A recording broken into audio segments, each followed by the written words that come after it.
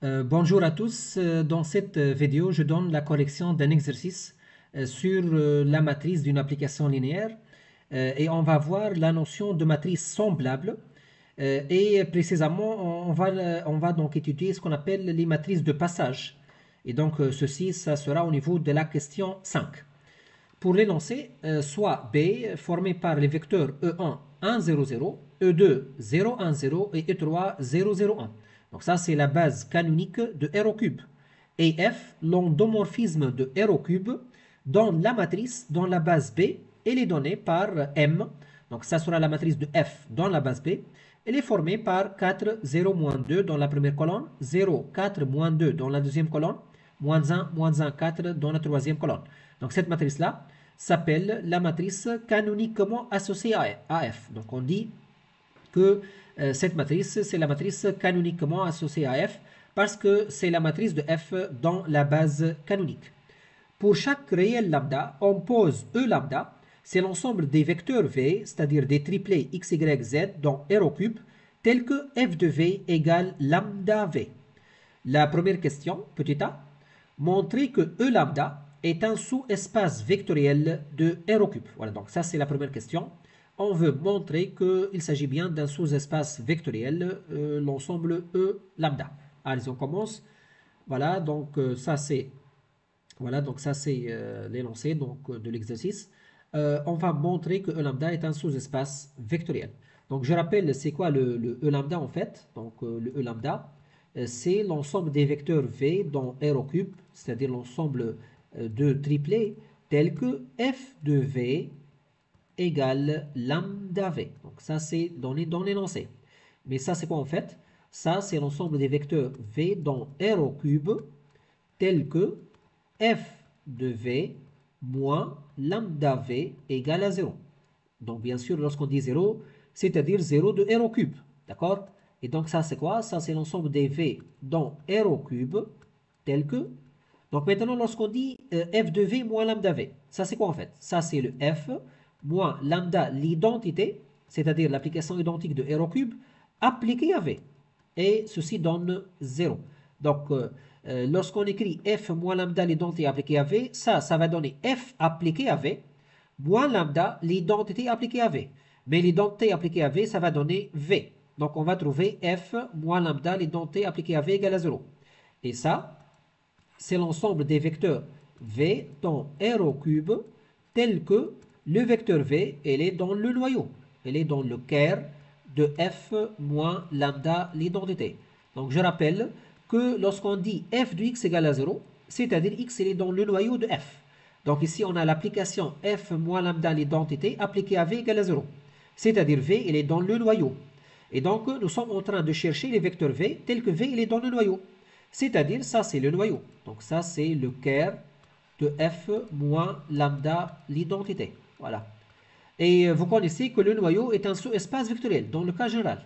Donc E lambda, alors on va déduire immédiatement que E lambda est un sous-espace vectoriel de R au cube parce que c'est le noyau d'une application linéaire. Donc pour montrer un sous-espace vectoriel, on a plusieurs méthodes. On a la méthode classique pour montrer qu'il s'agit bien d'un sous-espace vectoriel, ou bien on a la méthode du vect, donc si on montre que E lambda égale vect d'une famille, ou bien on peut montrer que c'est le noyau d'une application linéaire, ou bien c'est l'image d'une application linéaire. Dans ce cas-là, on a montré que E lambda égale ker de f moins lambda l'identité. F moins lambda l'identité, c'est une application linéaire, déjà parce que f il est linéaire et l'identité il est linéaire. Et donc, il s'agit bien du noyau d'une application linéaire. C'est pourquoi c'est un sous-espace vectoriel. La question suivante maintenant, la question B. Montrer que E lambda différent de 0 si et seulement si M moins lambda I3 n'est pas inversible. Donc, je rappelle que le E lambda différent de 0, donc on va se baser sur la question précédente. Ceci équivalent dire que ker de f moins lambda l'identité, elle est différente de 0. Voilà. Donc ça, c'est d'après la question précédente, parce qu'on a déjà montré que E lambda n'est autre que le cœur de f moins lambda l'identité. Et lorsqu'on dit le noyau il est différent de 0, c'est-à-dire l'application n'est pas injective. Voilà. Donc ceci va donner que f moins lambda, l'identité, n'est pas injective. Donc ça, c'est une caractérisation. Si le noyau d'une application égale singleton 0, ceci est équivalent à dire que l'application elle est injective. Et donc, puisqu'ici, on a le cœur différent de 0, c'est-à-dire l'application n'est pas injective. Et ceci donne immédiatement que f moins lambda, l'identité, n'est pas bijective. Voilà, donc elle n'est pas bijective parce que déjà, elle n'est pas injective. Donc, on va passer maintenant à l'analogie matricielle. Donc, la matrice de f s'appelle M dans la base canonique, moins lambda. Et la matrice de l'identité, c'est le I3. Voilà. Donc, la matrice de l'identité dans la base canonique, ou bien dans n'importe quelle base, c'est le I3. Donc, lorsqu'on dit f moins lambda l'identité n'est pas bijective, en termes de matrice, ça devient M moins lambda I3 n'est pas inversible. Voilà. N'est pas inversible. Donc on dit l'application est bijective, c'est équivalent à dire que la matrice associée est inversible. Donc si l'application est bijective, l'équivalence matriciellement, ça devient la matrice M est inversible. Donc ici on a la matrice n'est pas bijective. En termes de matrice, on va dire que la matrice M moins lambda I3 n'est pas inversible. Voilà. Alors, donc on a trouvé le résultat voulu, c'est-à-dire le E lambda il est différent de singleton 0 si et seulement si, c'est-à-dire équivalent, que M moins lambda I3 n'est pas inversible. Voilà. Donc ça c'est en termes de matrice. Voilà. Et ça c'est le résultat voulu. Donc on aura cette équivalence. Voilà, E lambda différent 0, M moins lambda I3 n'est pas inversible. La question C maintenant, donc on va passer à la question C. En déduire l'ensemble des valeurs lambda telles que E lambda différent de 0. Donc je rappelle d'après la question précédente. Donc E lambda il est différent de 0, donc ça c'est d'après la question précédente. C'est équivalent à dire que la matrice M moins lambda I3 n'est pas inversible. Donc ça c'est on a trouvé ça dans la question précédente. Voilà. Et lorsqu'on dit la matrice n'est pas inversible, c'est-à-dire le rang de cette matrice différent de 3, ou bien on peut utiliser le déterminant. Le déterminant de la matrice M moins lambda I3 égale à 0. Voilà. Donc vous connaissez bien qu'il y a une caractérisation. Une matrice est inversible si son déterminant est non nul. Et ici on a la matrice n'est pas inversible, c'est-à-dire le déterminant égal à 0. Or, c'est quoi le M moins lambda I3? Donc, on va calculer cette matrice-là. Donc, je rappelle que la matrice M, donc, elle est donnée dans l'énoncé. Donc, regardez bien. Donc, la matrice M, elle est donnée par 4, 0, moins 2. Donc, dans la première colonne, 4, 0, moins 2. Dans la deuxième colonne, 0, 4, moins 2. Donc, ici, on a 0, 4, moins 2. Et dans la troisième colonne, on a moins 1, 4. D'accord? Voilà, moins 1, 4. Moins, donc lambda I3. Et c'est quoi le lambda I3? C'est-à-dire lambda 0, 0, 0, lambda 0 et 0, 0, lambda. Donc lambda I3, c'est-à-dire on va multiplier lambda par la matrice I3, c'est-à-dire on va avoir lambda sur la diagonale et 0 ailleurs. Et donc la matrice qu'on va former, c'est 4 moins lambda, ici, on aura 0, moins 2. Dans la deuxième colonne, on aura 0, 4 moins lambda, moins 2. Et dans la troisième colonne, on va avoir moins 1 et 4 moins lambda. Voilà, donc ça c'est la matrice M moins lambda I3. Donc le déterminant maintenant de la matrice M moins lambda I3, c'est quoi en fait? Donc on va écrire double barre. Donc dans la première colonne, on aura 4 moins lambda, 0, moins 2. Dans la deuxième, 0, 4 moins lambda, moins 2. Et dans la troisième colonne, moins 1, 4 moins lambda.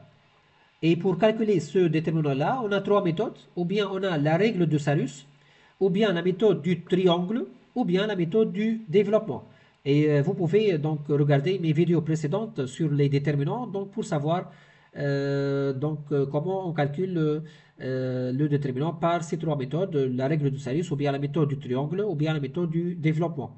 Par exemple, si on choisit la méthode du développement, suivant les lignes ou bien suivant les colonnes, on choisit une ligne ou une colonne arbitraire.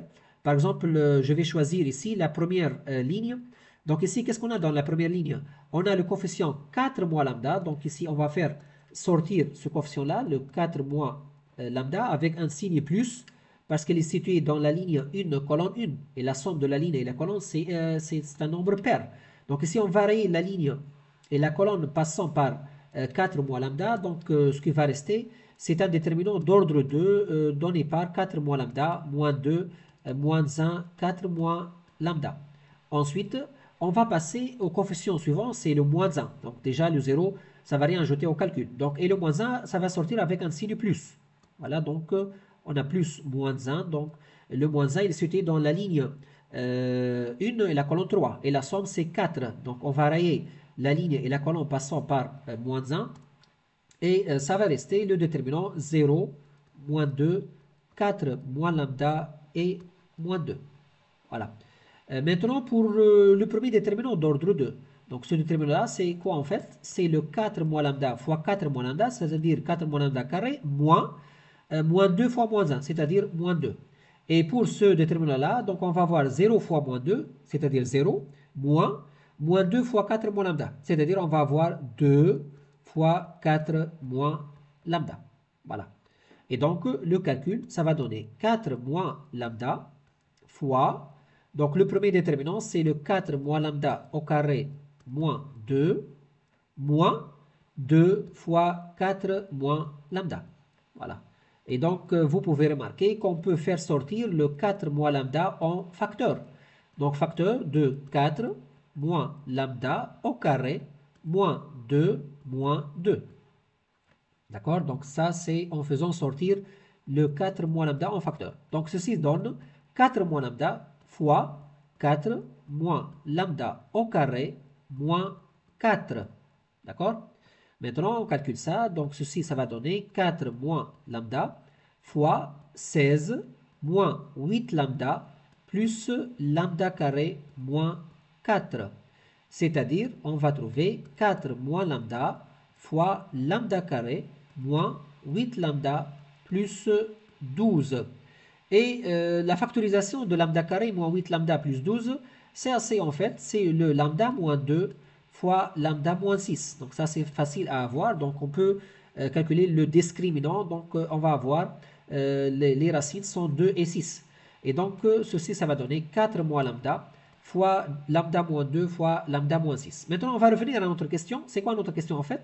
Donc le E lambda, il est différent de 0, donc on a dit lorsque le déterminant est égal à 0. Donc, et le déterminant, donc ça c'est équivalent, le déterminant c'est en fait c'est le 4 moins lambda fois lambda moins 2 fois lambda moins 6. Et donc ceci égale à 0, c'est-à-dire on va avoir lambda égale à 4 ou lambda égale à 2 ou lambda égale à 6. Voilà, donc ça c'est les trois valeurs donc, pour lesquelles on a le déterminant égal à 0. Donc on a trois valeurs donc, pour lesquelles le déterminant vaut 0. Donc ici, ou bien lambda égale 4, ou bien lambda égale 2, ou bien lambda égale à 6. Ce sont les trois valeurs pour lesquelles le déterminant égale à 0, c'est-à-dire la matrice M moins lambda I3 n'est pas inversible, c'est-à-dire le E lambda est différent de singleton 0 de R au cube.